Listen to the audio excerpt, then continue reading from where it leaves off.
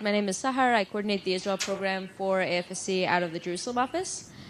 And when we were kind of trying to think with AFSC what are some of the things that we want to try to challenge within the Israeli-Palestinian conflict, there's a lot of organizations working on the issue, and everyone has their own angle. And we were trying to think, what do we see as some of the really root causes that sustain the conflict? And one of the things that we talked about in the Israeli context was the militarization of Israeli society. And the way that the militarization really affects the Israeli occupation on a lot of different levels. Anything from the actual implementation of it. So obviously the foot soldiers who implement the occupation are conscript soldiers, and that's a huge part of militarization, but also the social effects of militarization, the fact that the political system is very much based on military careers, for instance. So most of our ministers of defense, or all but one in the last 70, 60 years, have been ex-generals. What does that mean on a political system? What does that mean on a way in which political decisions are made? A very strong taboo on criticizing the military. What does that mean for civil society to not have the ability to criticize the military? And the last aspect of that is the economy, the military economy. The fact that the Israeli economy today is completely dependent on the production of arms, the testing of arms, much of which is done in Palestinian territories and then later on sold. So there's all these levels of militarization that really affect Israeli society. And so we decided that a lot of our work will focus on that, and a lot of that is centered around youth who are required to serve in the military, and then also the youth who resist to do that. And so the two speakers that we have here today are two partner organizations of AFSC in the Israel program. We have Khaled from Ofud. Ofud is a Palestinian Druze Refusers organization, so he'll explain a little bit about the Druze and also specifically about what their organization do and how they kind of amplify the voices of young Druze people who do choose to refuse. And Yasmin is from Misalvot, which is a network of Israeli organizations supporting refusal as well, and again amplifying the voices of people who do choose to refuse. And they'll talk a little bit also about the difficulties that that includes and kind of where Israeli society is at the moment in regards to that militarization. So I'll let them take it away. Yasmin. Israel has an obligatory military service law that applies to all its citizens. Women have to serve 2 years after the high school, and men have to serve 3 years in the military. But some people are exempted from this law, of course the Palestinians. Other than them, people with specific religious reasons like the Orthodox Jews, people with mental or physical health issues, or from conscience reasons. The thing is that the military only acknowledges pacifism as a conscience reason not to serve, and the committee who checks that is a military committee who has no transparency or clear standards. And the only pacifism they recognize is a very narrow type of pacifism, which if Gandhi would have tried to go to this committee, he wouldn't have passed. So very little people are getting exempted this way. And if someone would want to refuse due to his or her conscience, they would probably have to find their way out through any of those ways I described before, or face prison.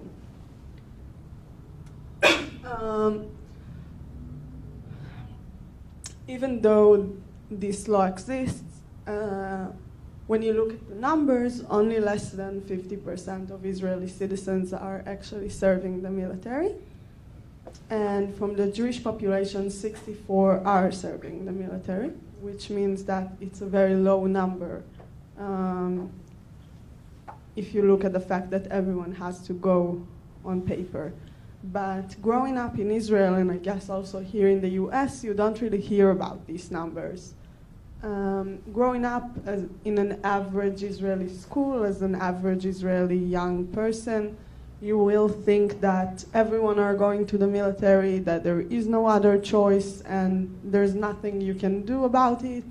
You won't even hesitate. It will be as natural as going from middle school to high school. Just going from high school to the military is the next step in life.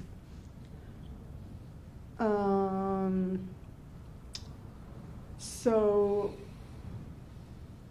I would say that the Israeli education system is the one who is responsible for this state of mind by indoctrinating the students in Israel from a very, very young age to become soldiers when they're finishing with the education in Israel. This process is starting as soon as in kindergarten, where they started teaching recently about the Holocaust. In Israel, when they teach about the Holocaust, they do a very cynical use of that. And the thing that they're teaching is that if something so bad happened to us in the past, to us, the Jewish people, of course, we have to have an army now to protect us and prevent this from happening to us ever again. So this is the way the Holocaust is being taught in the Israeli schools. And as I said, as soon as kindergarten it starts, and it goes through all the education system, combined with memorial days for soldiers who died during their service, and many other things. This process gets more intense when you get to high school.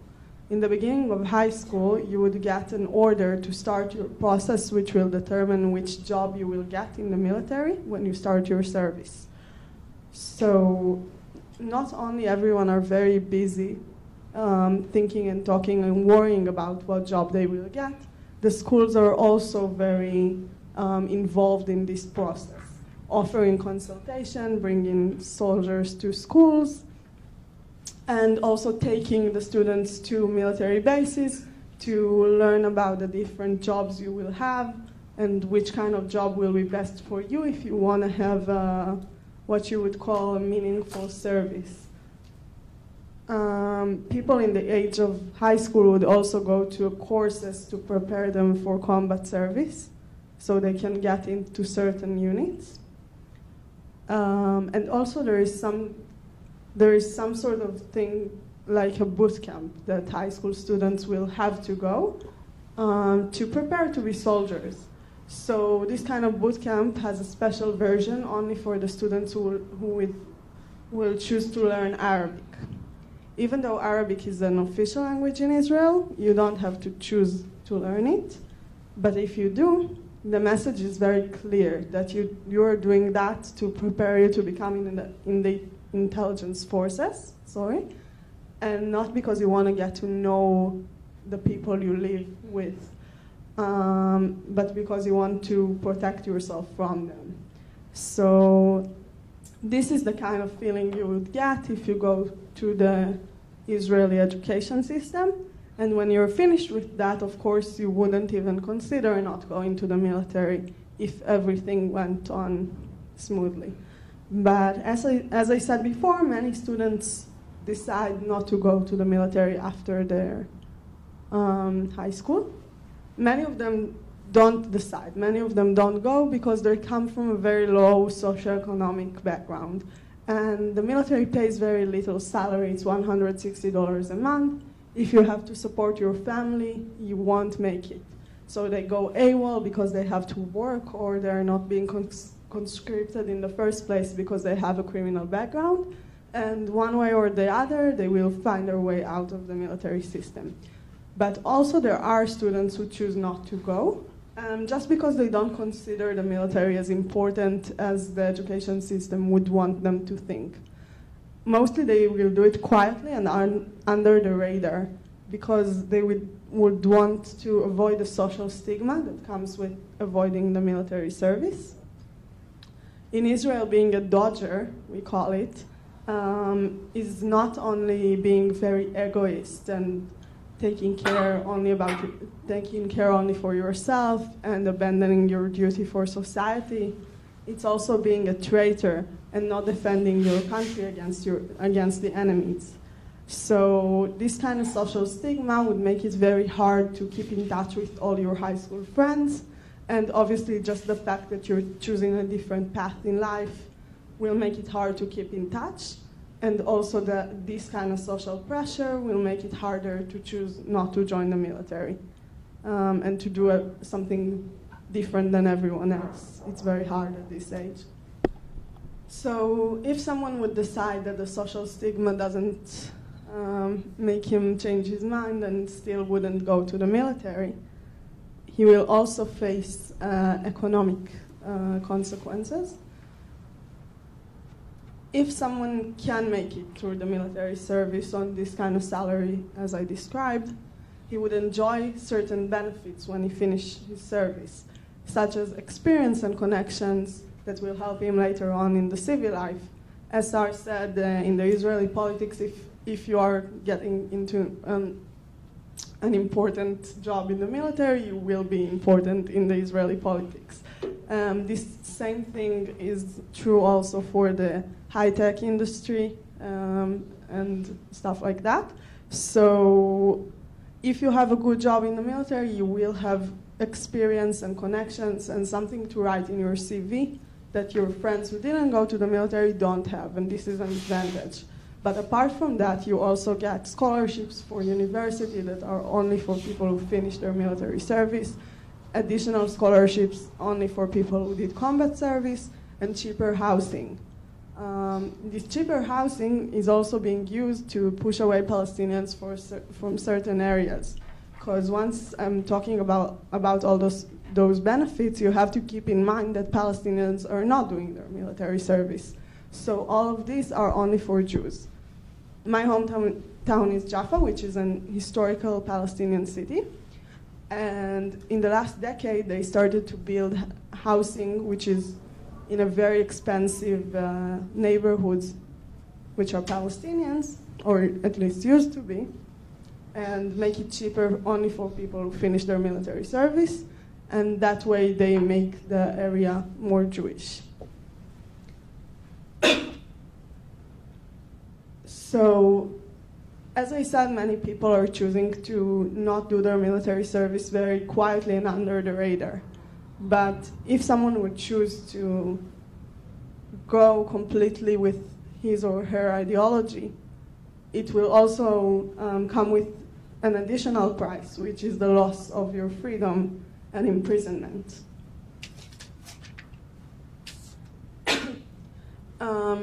So there are many prices you can pay if you choose to refuse to go to the military and to occupy. And Mesalvat is a network who combines all the resources the organizations and activists in Israel have around this field. And this way we can support refusers who come from different backgrounds and have different support networks from where they come from, and help them to overcome all these obstacles and be able to go through this hard process of refusing. Right now we have 3 refusers who are in this process or just finished it. The first is Ta'ir Kaminel. She was doing a year of volunteering in Sderot, which is the nearest Jewish Israeli city to Gaza Strip. And she worked with children there and saw how the fear of the wars with Gaza become into hatred. And she could only imagine the same thing happening in a much more intense way with the children in Gaza. And she understood that she would not agree to serve in the military and serve the occupation, which creates this circle of violence and hatred. So she finished 4 terms of imprisonment. When you refuse, the IDF does not recognize your refusal. So you're being sentenced as a soldier to up to 45 days for a prison term. And when you finish that, you have to come back, declare you're refusing again, and being sentenced again for another term. You never know how many days each term will be or how many terms you will get. So she did up to now 4 terms and total of 95 days in military prison. And she's now home with her family for the holiday, which means she's AWOL. And she will be punished when she comes back with a longer prison term for spending the holiday with her family. The second refuser is Omri Baranes.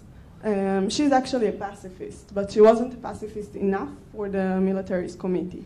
So she didn't pass this committee, and she was imprisoned for refusing to serve in the military.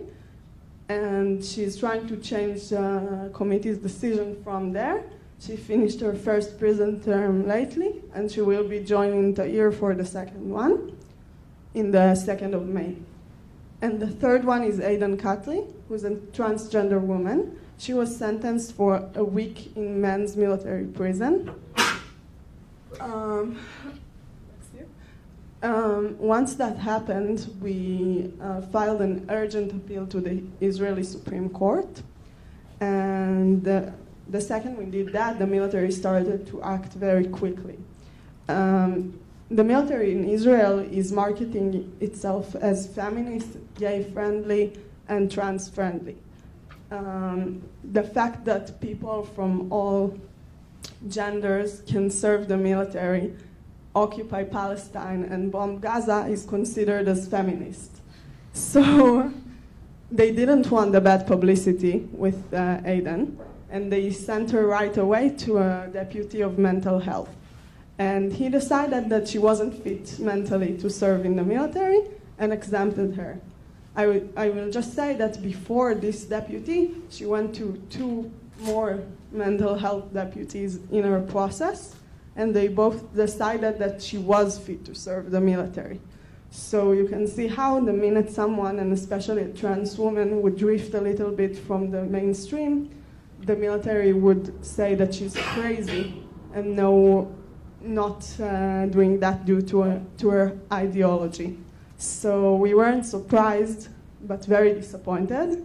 And of course, we're happy that she won't go back to a men's prison. So these are the 3 refusers we have right now that are doing the refusing in public. We have many more youth who are not joining the military and are taking part in our activities, less in the public right now. Thank you.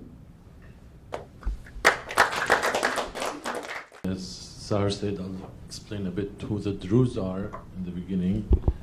So they're a very small religious minority that lives in the Middle East mostly, originated from Islam in the 11th century, and lives mostly in Syria, Lebanon, Palestine, and a bit in Jordan. The Druze in 1948 they're Arabs, were part of the Palestinian nation, just like the rest of the other religious minorities. But the Israeli narrative always tries to describe them, especially when they do their hasbara, the Israeli propaganda of the foreign ministry, for example, here in the US, as the well-integrated minority that willingly goes to the army and enjoys full equal rights and so on. That's not true, of course. The Druze suffer the same discrimination and racism like any other Palestinians and Arabs in Israel, and definitely don't enjoy full equal rights. If you go to a Druze village, it's just like any other Palestinian village in terms of infrastructure, development, education, and so on. And the Druze also are Arabs, so when they're not wearing the uniform, they are treated like Arabs, and that's what the Druze you say usually in the Israeli conversation. Let's call it that we are with equal rights when we have the uniform on, but once we take them off, we're back to being Class B citizens and Arabs and discriminated against. Moreover, Israel always tells that more to the youth in the educational systems that the Druze and the Jews have a very old blood alliance from the times of Moses. Again, we started in the 11th century, so that's way after. So that's not true as well. And the last claim is that Druze minorities, wherever they are, they ally with the ruling power for protection and fear of persecution and so on. And that's also not true because, for example, in Syria, the revolution against the French colonialism was led by a Druze leader, Syrian Druze leader, and started from the Druze concentration in the country. As well, in 1948, most of the Druze fought alongside with the Palestinians against the Israeli or the Jewish occupation of that time, and had losses and lost lands. 80% of the Druze lands were confiscated by the states, which is true to this day as well.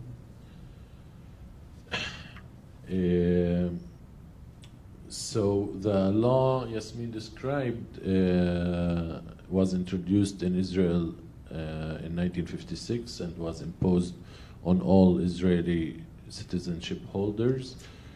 But the Druze were the only Palestinians who weren't exempted.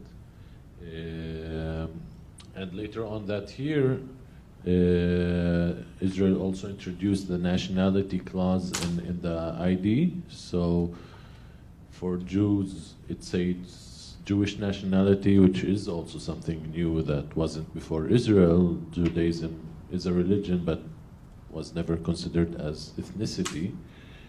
And for Muslims and Christians, they had Arab nationality, and again, for the first time, or to make it similar to the Jews, they said the Druze have the Druze nationality.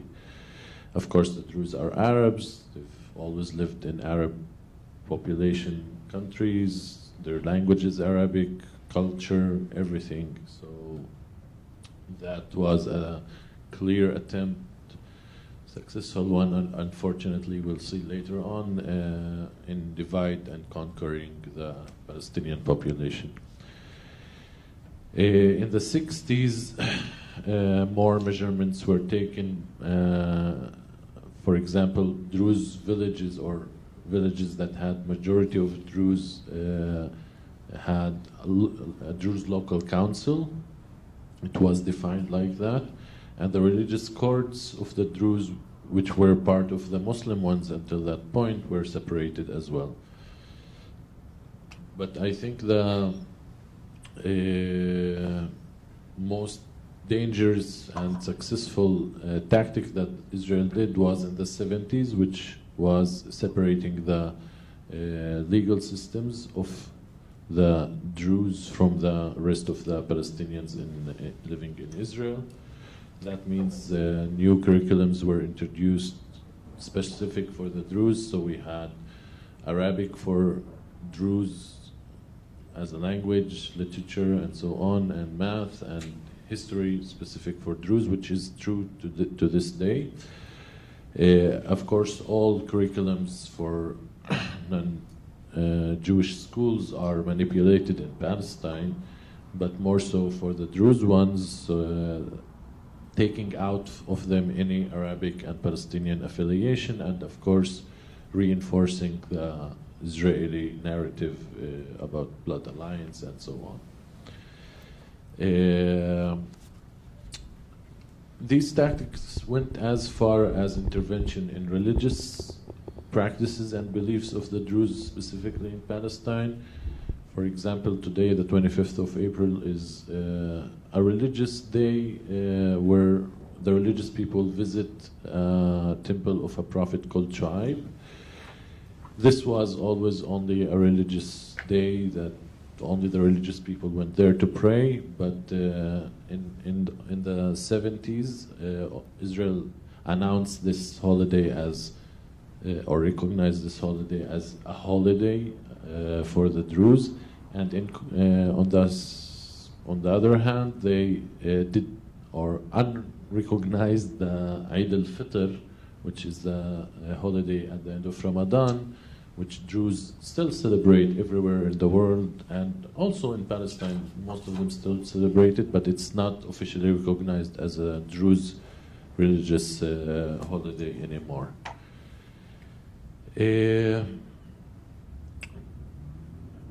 So what we say, the Druze actually faced the occupation of land in 1948, but with all these tactics, with all these policies, they faced an occupation of the mind as well. After generations of these policies in practice, we came to a situation today where lots of Druze do go to the army and drifted away from their Palestinian identity, and even some from their Arab identity. The Israeli numbers state that above 80% of Druze males go to the army. We know that's not true. We did research and we will publish these numbers later, but our numbers add up only to 49%. Of course, Israel want to keep this number up for the use of its propaganda mostly. Women, Druze don't go to the army. They were exempted because of more traditional and religious reasons. And today you'll find those soldiers mostly in the friction points with the Palestinian population in the West Bank and Gaza, like the checkpoints, in prisons as guards and so on, or mostly in the border police. This is also very much intended to even deepen and widen the gap and the distance between the Druze and the rest of the Palestinians, and obviously and understandably a bad image, a stereotype of the Druze has been happening in the Palestinian community, where they see Druze only as soldiers and thus traitors or mercenaries to their identity. I refused in 1999. I served 2 months in a military prison, and back then I did not have a support system, at least to tell my story or make use of it for the greater cause, political cause. It was obvious for me that I would refuse because my home was very much aware and very much attached to its Palestinian and Arab identities. And that's why 2 years ago, with a few activists from the Druze community, but also from Palestinian communities, we started the movement called Urfud. We say it's a Palestinian movement because the issue of Druze drafting is a Palestinian issue. It shouldn't be concentrated only in the Druze community. It's a young feminist movement that provides legal and psychological support for the objectors during their refusing journey. We try also to secure scholarships for them as incentive to refuse, because many go to the army for the benefits that Yasmin listed of scholarships and so on. The other side of our work is working on the Palestinian communities that I just described have a stereotype against the Druze, and we hold lectures and events in the West Bank and universities to show the other voice that has always existed in the Druze community but hasn't been heard well. And that's actually the fun part of our work, because it's an easy success when a Palestinian finally sees a Druze who's not a soldier and speaks the way they speak, and is actually also part of the struggle for Palestinian liberation and rights. They are usually inspired and hopeful. Yeah, thank you.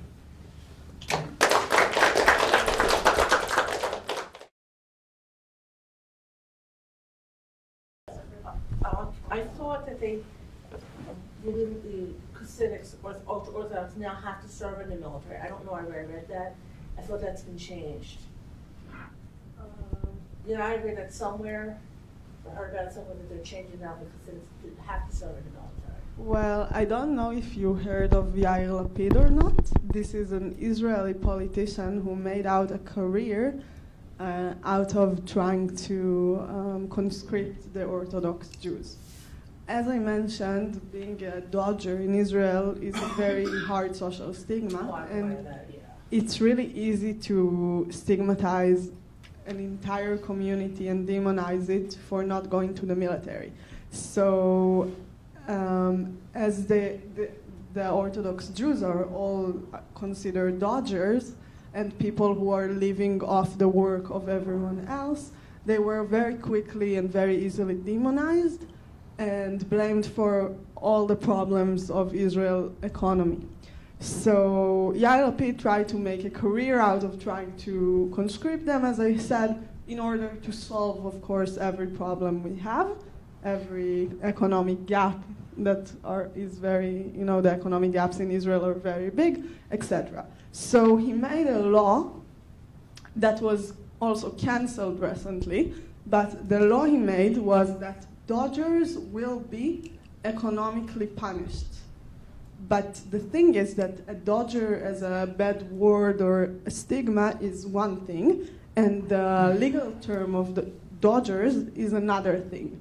So Dodger will be someone who went AWOL or even for a longer term, and then I don't know what the name of that, but who just, didn't show up, but didn't get exempted from military service, and then he's also will be imprisoned if he gets caught.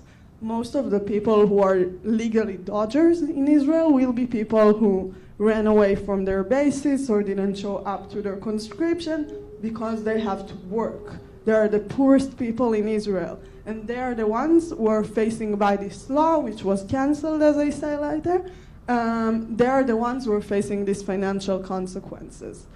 The Orthodox Jews are exempted from service, and that's why this law actually does not apply to them.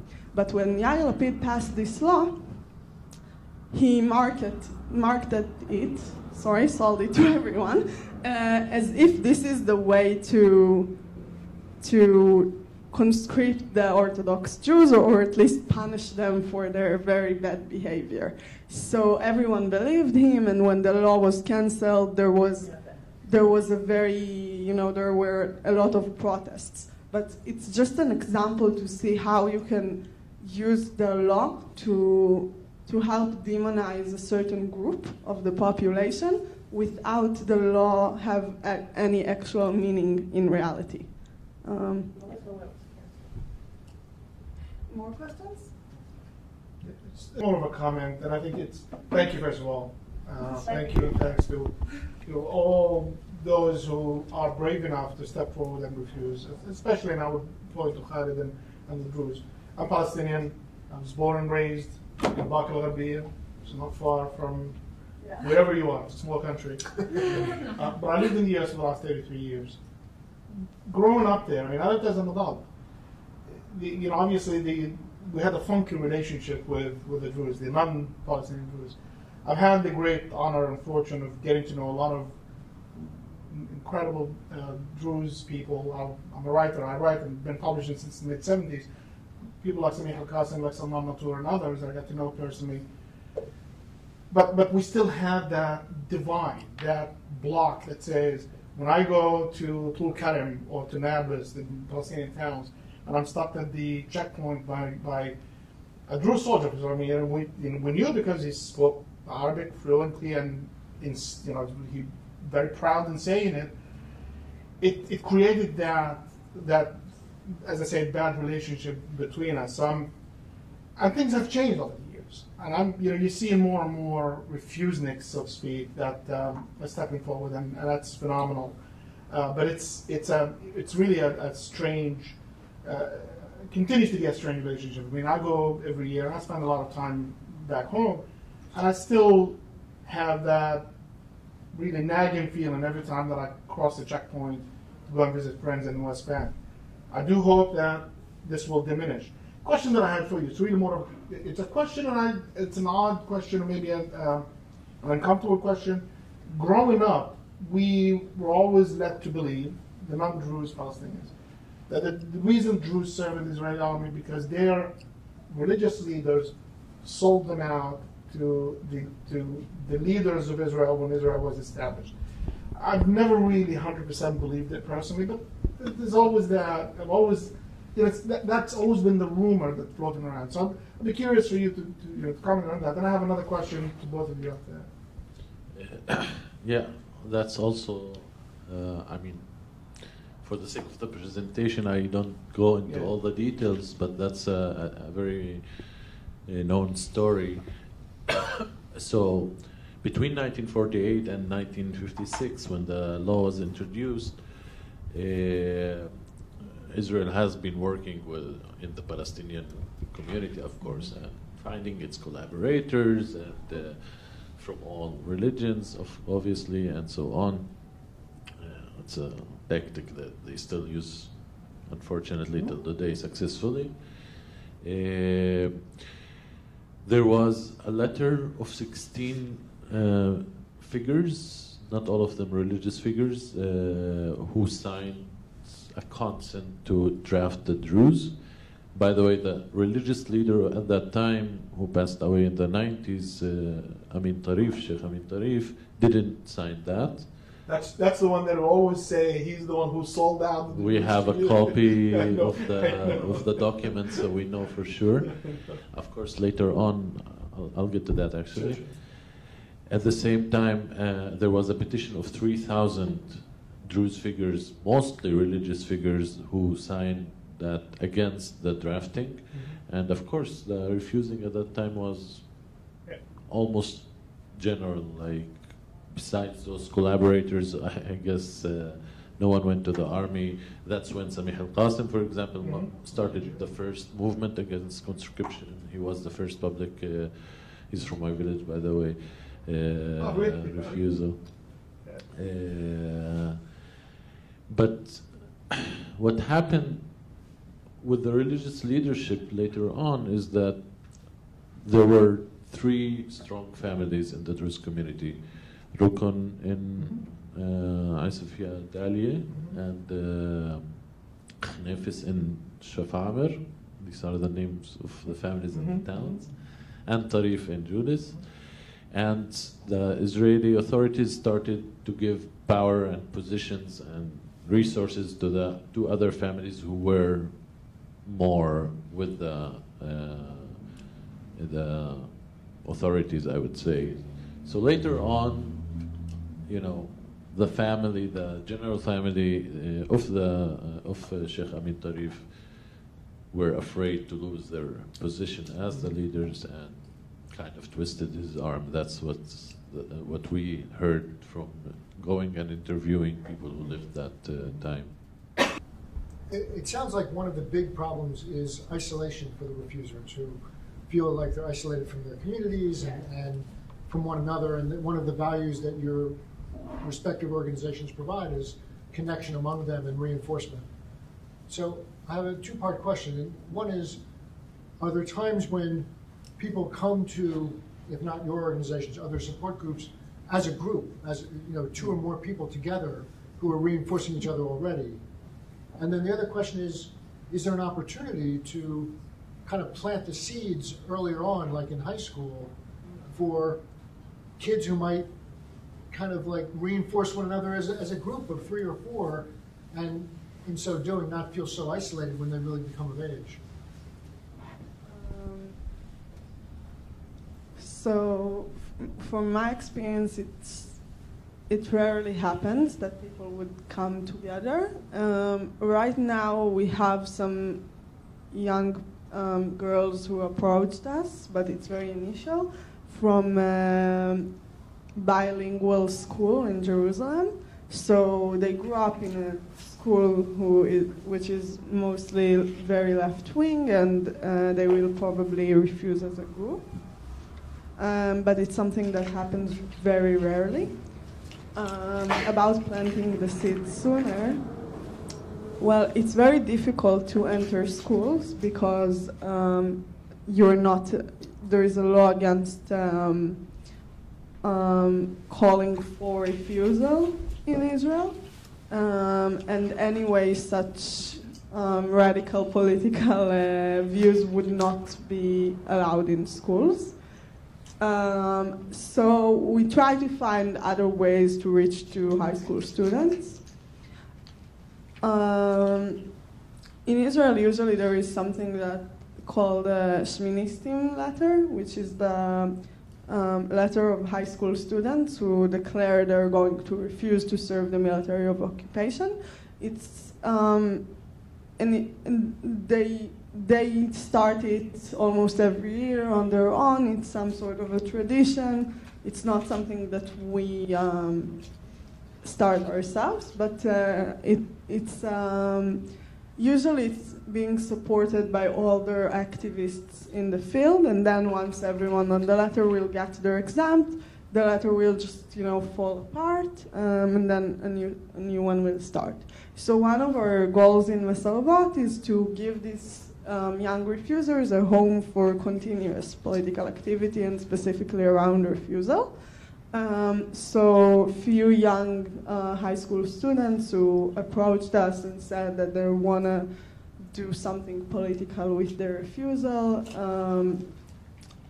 Well, we connected them to each other, and this week a meeting will be held, and probably a new letter will come out of that.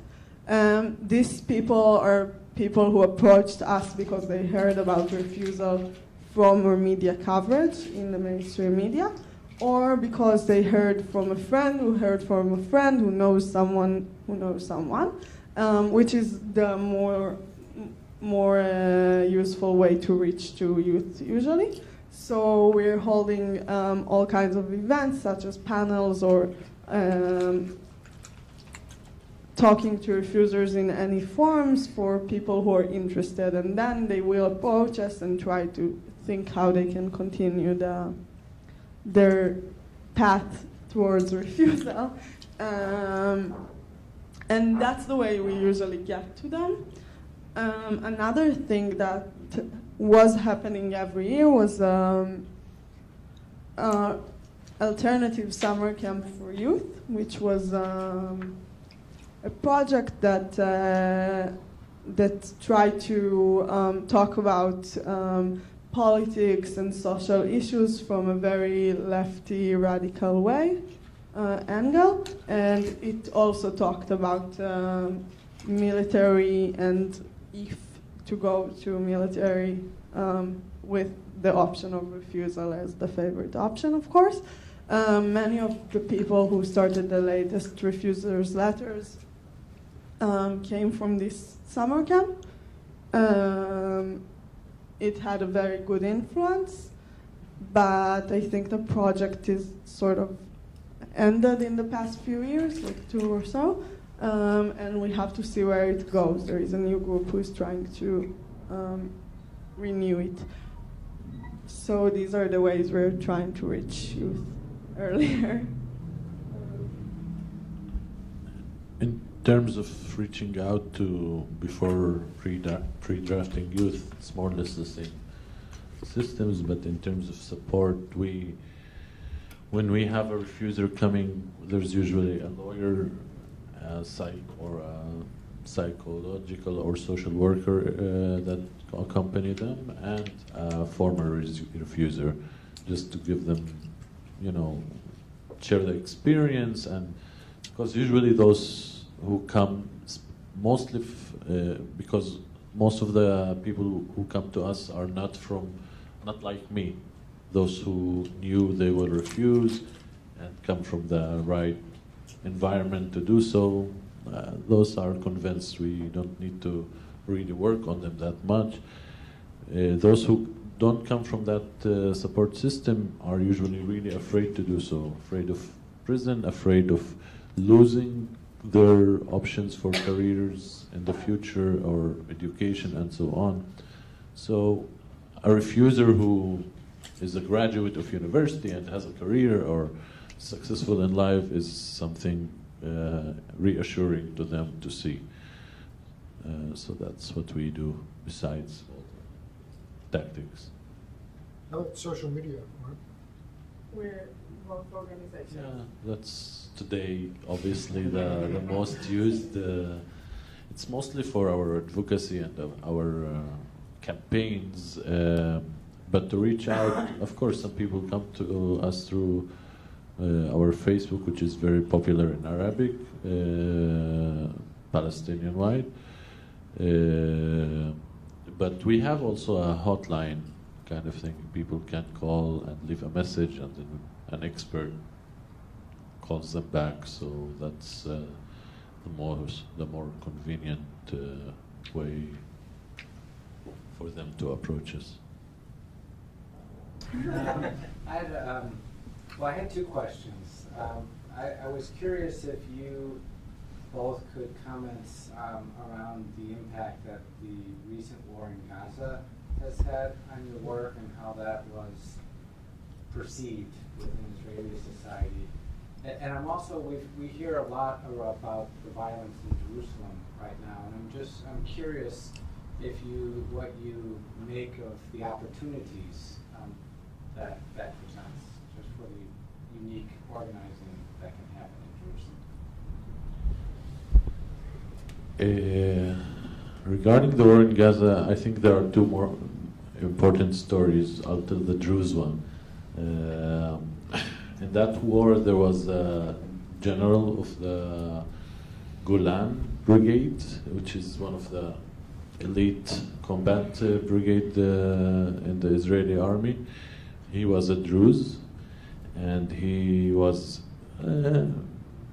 injured really lightly in the war, so they took him to hospital, and he insisted to go back and command on his soldiers. So he was the war hero of that war. Obviously, he commanded on the Shaja'iyya battle, which was a massacre in the end, as people might have heard.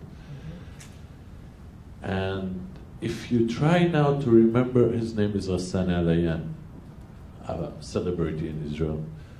If you try now to remember one Jewish commander in that war, I don't think you would. But everyone remembers this guy. Why? It's good to show first to the Palestinians. It's again another way to widen the gap or increase the hatred that has grown, and on the other hand, to get the solidarity between the Druze and the Jewish community stronger, and so on. So you'll see that always the Druze soldier is or the commander is a lot in the news. We say this and contrast it with the story of Said Nafa, who was a former Knesset member and now is serving 1 year in jail for connecting and taking groups of religious people to Syria before the Syrian war, of course. No one knows he's Druze. They'll never mention that in the media, for example, that he's a Druze prime minister. No one will mention Samih al-Qasim is a Druze, one of the prominent Palestinian political poets.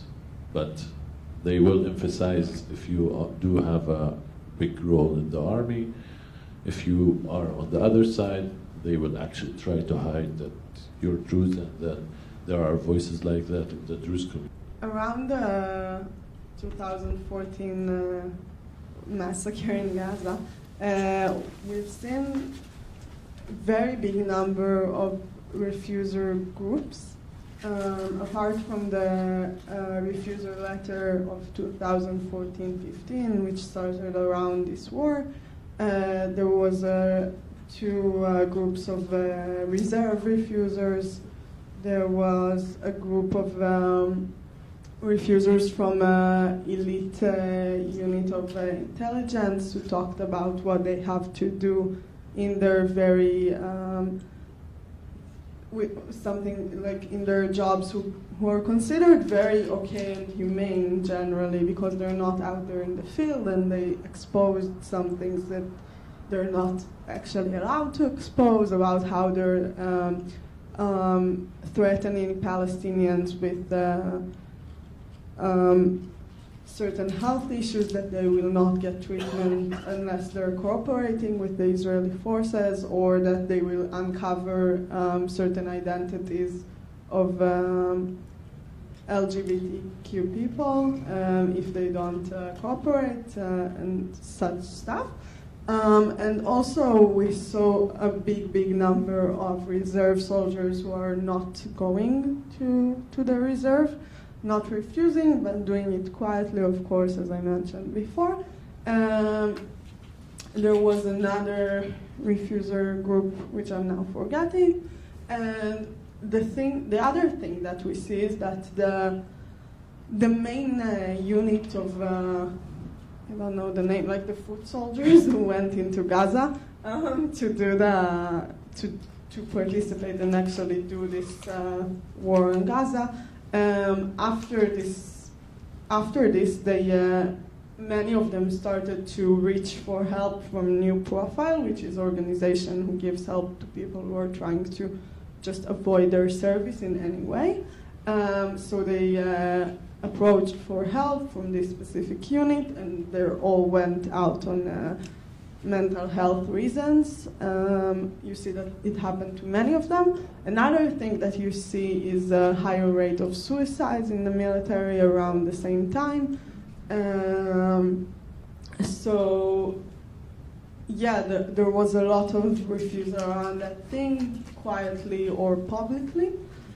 Regarding the situation in Jerusalem, it's really hard to take this as an opportunity, because in Israel it's not being perceived by the public as violence that the military is applying, but it's perceived as a very high rate of terror against Israelis from Palestinians, if against soldiers or security forces, or if against citizens, it's considered the same. In the Israeli media, they will report about the soldiers that there are children or young adults, and they will not present them differently from civilians in Israel. And also, if someone is caught, like this incident in Hebron lately, then they will say that he was a specifically violent person, and this is not what the IDF is encouraging, and this is against the values of the IDF and Israel. And the IDF is, of course, the most moral military in the world, and so it's something that's very hard to make use of, because the way it's being perceived is something that we all have to be more afraid of, and that we need the military more around that. On the other hand, Tahir Kaminer, who I mentioned before, started her refusal around this time, around also the beginning of this, or not the beginning, the middle of this violence that is now happening in the past few months. So she actually talked about that, and she said many things about what the military actually does, and the fact that we don't really have security because of it, but it actually causes less security. I'm not sure the word. We will be more secure once we won't have a military, and that the fact that the military cannot protect us from people who are angry and attacking civilians or soldiers because they have a reason to, they're angry, so the military is actually causing that and not protecting us from that. So she did talk about that, and I'm sure that people who weren't caught in the circle of fear were listening, but it's something that's very hard to make use of. What are the ways that people here in the United States can support y'all, organizations that you work with? If you already asked that, don't answer it. Did Sarah tell you to ask that question? Sorry. So I think that what I would say about that is mainly think about your communities. The US is giving a lot of money to Israel and the Israeli occupation. And every one of you have a community, religious community, university, just friends or political community or political representative. Then you can think of these things and try to find the connections in your communities to the things we described, and try to see how you can make a change, even a small change, because all of you have your own communities, and together it will be a big change. That's what I believe. So that's what I would say. In addition, just follow us on Facebook and get updates.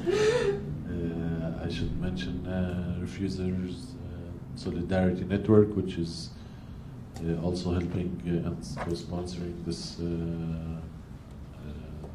tour of ours, who is American-based and gives English updates on Facebook.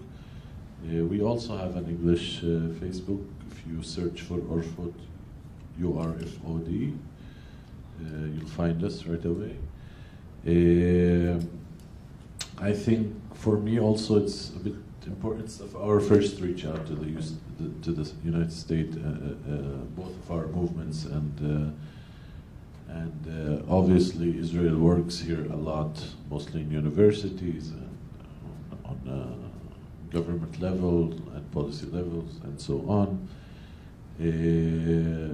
For example, about the Druze, like I mentioned, they use them to show how democratic Israel it is as a country.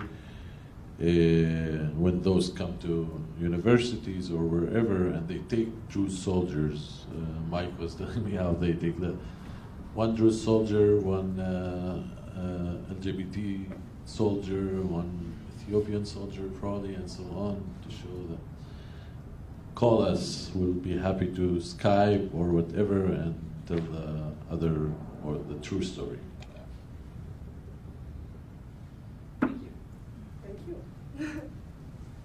You have a question? I really have come up a few times the questions of the sensitivities with Palestinians and kind of the image that Palestinians have of Druze, and I'm wondering about coming into Palestinian communities. You've said it's been very welcoming, but also with reserve service refusers. I mean, people who did serve in the military and how that is received. Actually, Yasmin can also answer that. I think the question of how do people who served in the military go on to be allies or in solidarity with, I would be happy to hear your comments on that.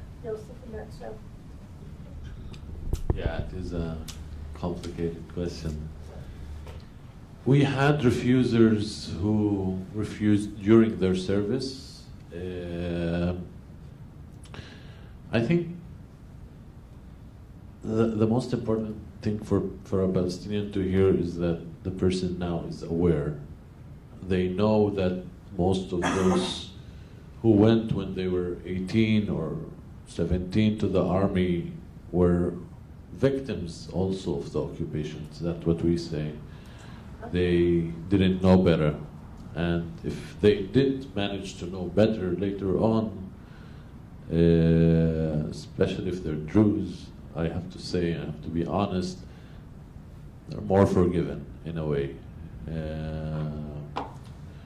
There's one of our activists wasn't a soldier, but his story is that Sarah knows the story, but it's I think a good example for the rest of you. He was a prisoner. Both of his older brothers died in Israeli army, one in Lebanon and one in Gaza. And usually the army doesn't draft the last boy in the family. But he grew up in that atmosphere. His father was in the police. So he really wanted to go to the army. All of his friends are in the army, and so on. So his compromise was going to the prison authorities. And there he was prisoner of Marwan Barghouti, Ahmed Saadat, very educated Palestinian, doesn't matter if they did or didn't or what they did. It's people who would get to you, and he started learning the facts, at least what's happening in the West Bank and so on. So the first time I met him was in Ramallah, actually, before we started the movement, and he was speaking about, he's now a lawyer in the in the Ministry for Prisoners Affairs in the Palestinian Authority. So you can see how much flipped, basically. And basically, when you tell such a story to Palestinians, it's a good example of how you can be a victim when you're young, and you really need to see the truth or learn it to get to the right place.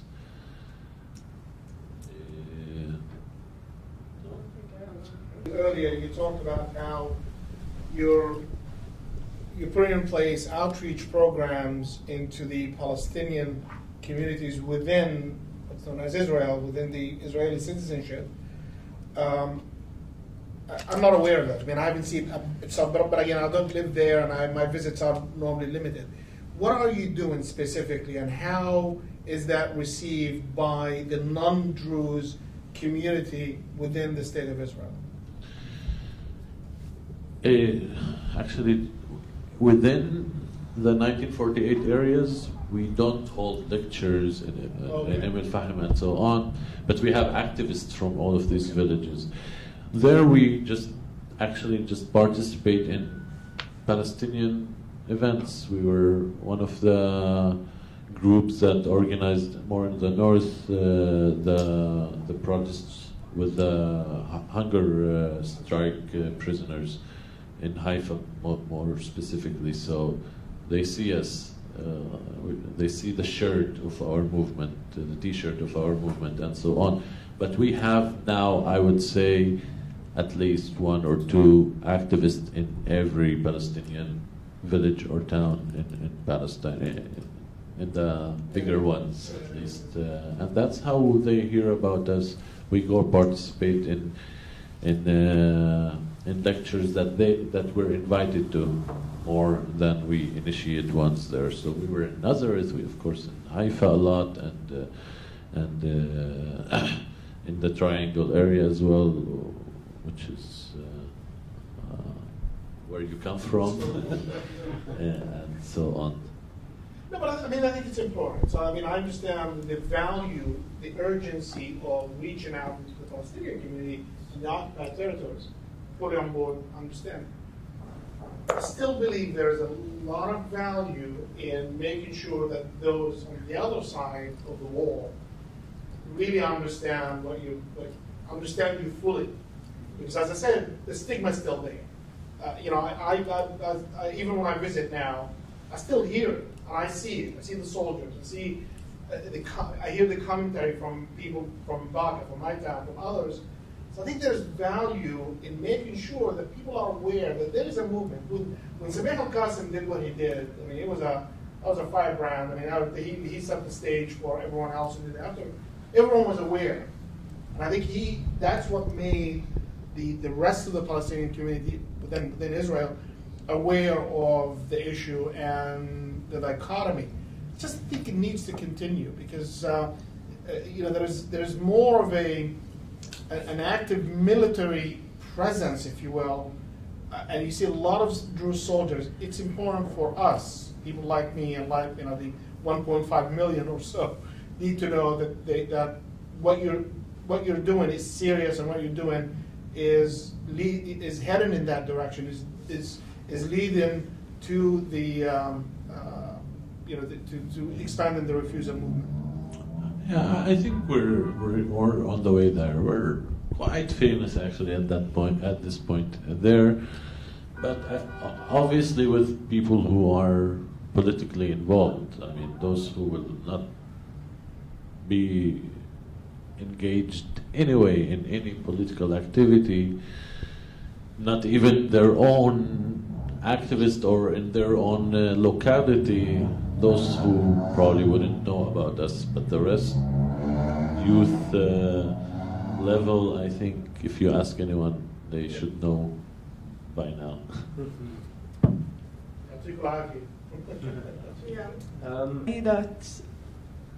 That Israelis feel, as you described, the fear of being attacked and all of that as citizens. I think it actually comes from the fact that even though all these attacks are directed towards soldiers, everyone feels like it's towards them, because in Israel you are a soldier now, or one day you will be, or you were a soldier before, and everyone emphasizes with this soldier and feels like they are the target. But the target is the soldier who is occupying them right now, as Khaled said. So it's not really a threat to most people. So what SAR usually says is that our work of supporting refusers with legal, mental, and political support requires resources. And if you're able to help us with that, and if there was a sign-up sheet I wasn't following, then information will be sent, and you also have tax something about that. Okay, so I'll just say it. We didn't send out a sign-up sheet, but if anyone is able, then there's an organization called Refusers Solidarity Network. It's based out of DC. It has a tax-deductible status, so you can look that up at refuser.org. But also in general, if you just want to follow information about the Refusers movement, both Mislavot and Ul Food, you can follow them either on Facebook at Refusers Solidarity Network or on the website at refuser.org. So yeah. So thank you so much. Thank you.